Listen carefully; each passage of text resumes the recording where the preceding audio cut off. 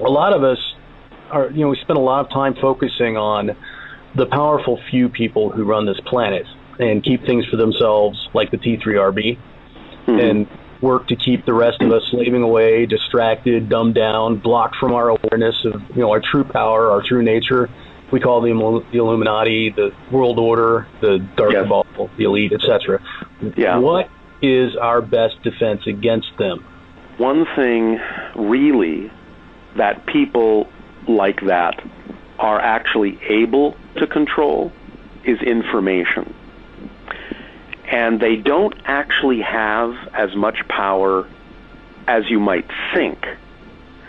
But what they've done is they have very cleverly used fear in people and the choice to focus on fear-based conspiracies in people to make it appear as if they actually have more power than they do. And therefore, they control the information that makes them seem so powerful that there's nothing we can do about it. The big secret is they're not as powerful as you think, but they're using every means in their disposal to control information to make themselves seem more powerful than they are. And when people fall into the fear-based conspiracy theories too far, they're actually one of the best assets that those people have, because those people are making them seem more powerful than they are by talking about how afraid they are of what these people are capable of doing, and they don't actually have that kind of power. That's the illusion. So what do we do? We focus on the things that are representative of what we prefer. We focus on systems that we prefer. We create the systems that we prefer to replace the systems that we don't. It's not about fighting against those people who are operating on a negative wavelength. It's about understanding that they're operating out of fear, they're operating out of a perspective of lack, that there isn't enough to go around, and we know that's not true. But we have to behave as if we know that's not true. We can't play their game of fear. We can't play their game of there isn't enough. We have to start creating the systems that demonstrate that there is enough. We have to start making the changes politically, socially, economically, whatever area of our lives we want to, that demonstrate what we believe to be true, that there is enough for everyone, that everyone has the ability to be self-empowered, that there will not be anarchy just because people are being allowed to be the individuals they truly are. And we have to start really redefining and reinventing ourselves in a much more positive light.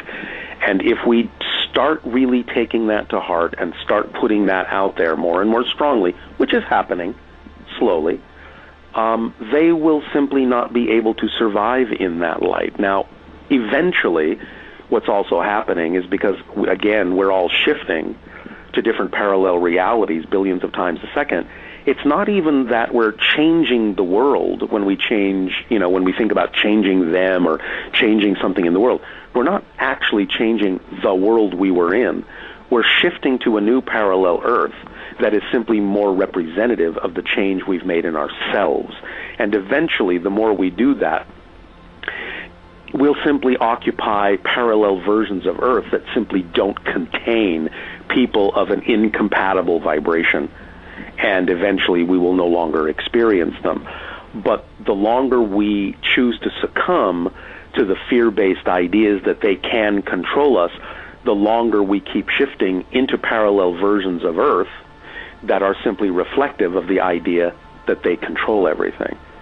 So we can shift away from that, but we have to create and generate that state of being for ourselves first and offer them an opportunity to also understand that they don't have to be fear-based, that there is enough for everyone, and that it's a world that can be created with everyone in it that supports the total whole, and it's not just about the few getting what they need because there's not enough for anyone else. That's simply not a definition of a world that works. So we have to generate and live by the definition of a world that does work, and that will make all the difference. So we want to choose a world where they're no longer in power over us, where people are in power over people, where they no longer mar our skies with chemtrails, they no longer feed us lies through the media, hide truths that belong to all of us. Many of us, we believe that we've been actively choosing that world. Yeah, but the thing of it is most people really don't. The only reason that people like that exist is because we're giving them our power. You are your government, and if you are afraid of taking power yourself, and you're afraid of looking within yourself and facing even some of the things that you've compartmentalized in your own consciousness, then you're going to be giving your power away to someone who says they're going to do it for you. And the more you do that, well, this is what you wind up with. You wind up with people who are more than happy to run your life for you. But when you really, truly start taking your power back, it makes all the difference in the world. But, they're going to fight against that because we've put them in the position of telling them that we believe we need them to take care of us. But once we start really understanding what it means to be self-responsible, and once we explain and start acting like and giving examples of the reality that there is enough for everyone and start creating systems that reflect that, then they will see that they have no place in that world, and they will either have to choose to change or they will simply have to choose to go away. So it's really up to us, again, to direct whatever our experience of that is. Because if we really truly understand that each of us is our own reality, then there is no one who can do anything to us. We're doing it to ourselves by simply agreeing with what it is they're offering us. So we have to take responsibility back for experiencing whatever it is we're experiencing, because the only way we can experience it is to create it in our own reality. I walk out the house in the morning, and I look at the sky, and I see a plane laying down a fresh chemtrail across the sky that I didn't want to see. Yes. And I want to see it stop. In that moment. Okay. Well, let me stop you there. Let me stop you there. Why do you need to see it stop? Oh, well, I guess I would say that I need to see it stop because it's, dumping toxins on my planet that is killing plants and trees and affecting me. Okay, and that's not a reality that you prefer, correct? Oh, definitely correct. Okay, but it's not about judging that reality as being less than the reality you prefer. Otherwise, that's what anchors you to that reality. Because when consciousness expands, the expansion of consciousness is not about excluding things, it's about including things. So you can come from a neutral position of saying, that is something I do not prefer. At the same time, that doesn't mean that we have to devalue it and dismiss it and negatively judge it, because if we negatively judge it as being less valuable than what it is we prefer, we're actually staying in that negative energy. So it's all about looking at that and going, okay, I can objectively see that there are people that are in this reality that are choosing those things. I prefer not to. So the first step is to understand that since that is not the world I know I prefer, step number one is I know that no matter what it is I see other people doing, it doesn't affect me.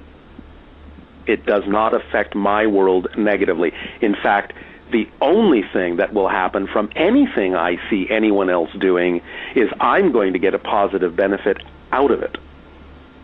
Now, the positive benefit might be bringing it to other people's attention that it's not necessarily beneficial for them either, and helping them understand how they may be able to take actions to make certain kinds of changes within themselves to not do those kinds of things. But nevertheless, it's not about falling under the fear that there is a negative effect in your reality, because there is no physical reality other than your definition of it.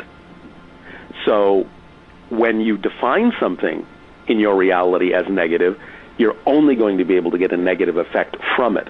But if you define it as positive for you, even if you can objectively observe that someone else may be creating it for a negative reason, then you stay in your power. You're not negatively affected, and that gives you the power to go do something positive about that without feeling like you are a victim of it.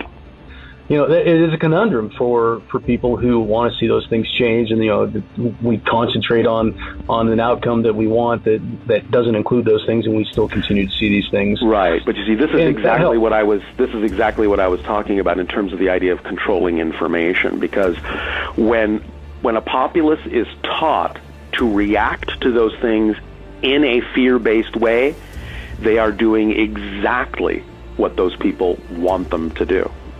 Because when you react to something in a fear-based way, it disempowers you from doing anything about it.